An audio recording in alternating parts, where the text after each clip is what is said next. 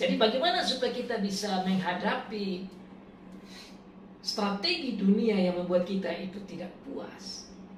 Dalam arti menarik dan menghancurkan kebahagiaan, kesukacitaan kita sebagai anak-anak Tuhan. Kita harus kembali ke Alkitab dengan jawabannya, punya filsafat, pola, pikiran, worldview, merasa cukup. Orang yang merasa cukup, dia tidak akan terlena dengan strategi-strategi yang orang lagi buat. Nah, kalau dia merasa cukup, dia tidak akan merasa tidak puas. Jadi meskipun orang memberikan suguhan-suguhan untuk membuat tidak puas, dia merasa puas, dia merasa cukup. Dan itu pengajaran kita. Orang yang merasa cukup dan puas, itulah yang akan mendapat kesuksesan. Dan dia akan bahagia dengan sendirinya. Dan itu sudah diajar oleh Tuhan. Wah, Bapak Ibu Saudara, jelas ya perbincangan kita hari ini membuka wawasan kita bahwa nggak salah kita menjadi orang yang sukses, apalagi kita image of God. Kita harus sukses, tapi suksesnya juga harus kita lihat gitu. Definisi sukses itu bukan berarti kita punya uang banyak, tapi nggak salah juga gitu. Kalau Tuhan berkati kita dengan uang banyak, dengan segala materi yang ada, ya itu nggak salah. Tapi kita dituntut tanggung jawab besar. Artinya kita harus punya tanggung jawab kepada orang lain juga. Yang tadi Pak Yonson katakan, kalau kita bisa cuma makan 2, kenapa kita harus makan 10-10-nya gitu. Jadi Bapak Ibu Saudara yang diberi lebih, dipercayakan lebih, Bapak Ibu Saudara juga dituntut lebih gitu. Untuk berbagi bersama dengan orang-orang yang dirasa masih belum cukup, masih berkekurangan. Well, terima kasih Bapak, kesempatan kali ini bisa bincang-bincang sama Bapak nih, santai kita nih.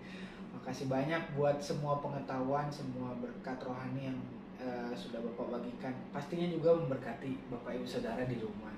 Nah, mungkin Bapak punya pesan-pesan terakhir, baru kita akan berdoa mungkin buat Bapak Ibu Saudara di rumah. Buat ya pesan-pesan singkat mungkin buat anak-anak muda, untuk orang-orang di luar sana yang mungkin melihat video ini nantinya. Baik, Saudara Gilbert dan semua yang mendengar percakapan kita pada saat ini, saya berharap saudara-saudara diberkati dengan apa yang kita cakapkan, kita diskusikan. Pesan-pesan saya untuk bagian akhir dari meeting kita ini, diskusi kita, yang pertama bahwa siapa saja bisa sukses dan harus sukses. Harus sukses. Karena Tuhan memang mau kita sukses. Tetapi yang saya maksudkan dengan sukses itu bukan bicara saja tentang sukses uang, tetapi sukses secara rohani, relasi dengan Tuhan yang luar biasa bagus. Itu sukses. Sukses secara jiwa, kalau orang punya relasi dengan Tuhan dengan baik, maka jiwanya juga akan baik. Dia akan menunjukkan the identity of God image, the heavenly identity, yaitu identitas surgawi yang menyegarkan dan menyukacitakan jiwanya, yang di dalamnya ada buah-buah roh itu membawa sukses. Itu luar biasa sekali. Namanya dihubungkan dengan sukses jiwa tadi. Kemudian sukses secara jasmania. Sukses secara jasmania itu berhubungan dengan usaha kita dalam menjalankan mandat budaya yang Tuhan perintahkan, yaitu kita menggunakan seluruh potensi kita untuk bisa bekerja, berusaha, berbisnis, menggunakan komunikasi dengan baik untuk bisa menghasilkan uang. Tidak salah itu juga sukses. Sukses namanya sukses secara jasmania, dan juga dihubungkan dengan sukses-sukses yang lain. Sukses secara keluarga, sukses secara sekolah education, sukses secara bisnis, sukses secara sosial berrelasi, dan berbagai macam sukses-sukses yang lain. Itu tidak ada salahnya dan seharusnya bisa. Kenapa? Karena tadi kita sudah bicara, kita semua ini dahsyat dan ajaib. kita dahsyat dan ajaib karena kita bukan sendiri, tapi ada Tuhan di dalam kita, ada Roh Kudus di dalam kita, ada Tuhan Yesus bersama dengan kita, ada Bapa bersama dengan kita. Masa kita punya Allah yang super luar biasa ini tidak bisa membuat kita sukses? Kita bisa sukses. Dan yang terakhir, jangan lupa be content. Be content artinya harus merasa cukup. Yang Tuhan berikan itu puas dengan itu. Ada tambah lagi puas dengan itu. Ada tambah lagi puas dengan itu. Tambah lagi puas dengan itu. Tapi jangan merasa seperti tidak pernah cukup-cukup. Nah, ini yang menurut saya itu bukan orang sukses. Terakhir, saya kasih satu lagi hal.